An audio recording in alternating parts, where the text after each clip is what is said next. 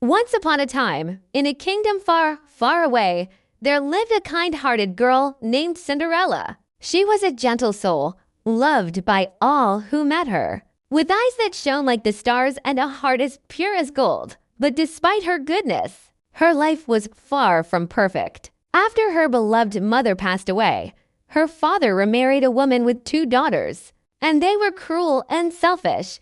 Cinderella's stepmother treated her like a servant, assigning her all the chores in the house and mocking her for her kindness. Cinderella's stepmother and stepsisters, Anastasia and Drizella, were always busy with their beauty and vanity, while Cinderella spent her days cleaning, cooking, and taking care of the household. She had no time for play or fun, and often she would sit by the fireplace, imagining a life far beyond the ashes and the hard work. Despite this, Cinderella remained hopeful, always kind, and never bitter. One day, the kingdom announced a grand royal ball to be held in honor of the prince. It was said that the prince would choose a bride from among the young women in the kingdom, and all the girls were invited to attend. The news filled Cinderella with joy, as she dreamed of attending the ball and meeting the prince. However, when Cinderella asked her stepmother if she could go, her stepmother laughed and said, "You cannot go to the ball. You must stay here and finish all your chores." Her stepsisters sneered and mocked her, saying that a girl like Cinderella, with her ragged clothes and dusty face, could never belong in a palace. Though heartbroken, Cinderella didn't argue. She continued to work, her heart heavy with disappointment.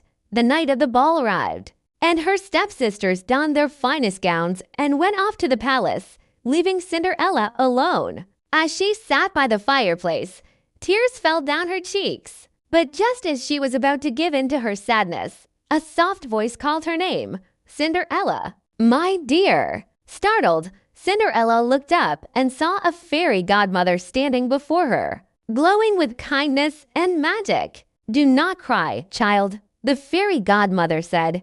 "You are meant for something greater." With a gentle wave of her wand, the fairy godmother transformed Cinderella's rags into a beautiful gown made of shimmering silks, sparkling in shades of silver and blue. On her feet appeared delicate glass slippers, as clear and beautiful as the stars in the night sky. But there was a catch. Remember, the fairy godmother warned, you must return before midnight. By then, the magic will wear off, and everything will return to how it was. Cinderella nodded eagerly, and with a wave of the fairy godmother's wand, a pumpkin in the garden transformed into a golden coach, and mice became horses, ready to take Cinderella to the ball.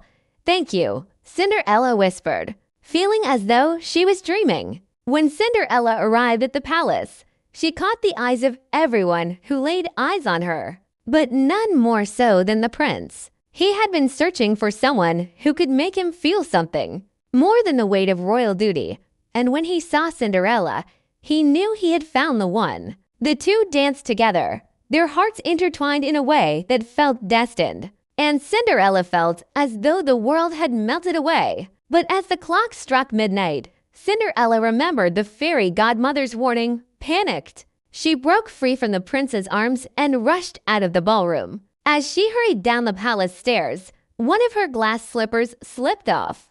But Cinderella didn't stop to retrieve it. She ran all the way home, the magic fading with each step.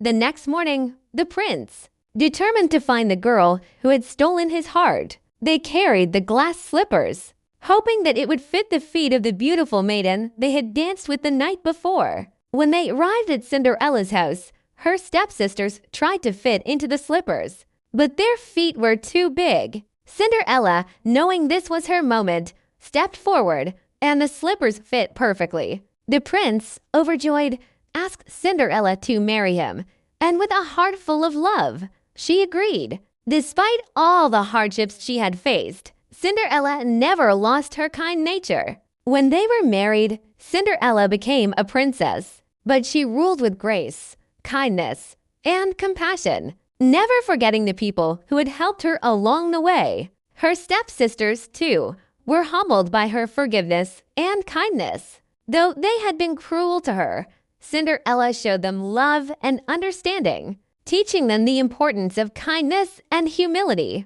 And so, Cinderella and the prince lived happily ever after, not just as rulers of the kingdom, but as a couple whose love for one another grew stronger with each passing day. Cinderella had learned that even in the darkest times, love, hope, and kindness could lead to the most magical of endings, the end.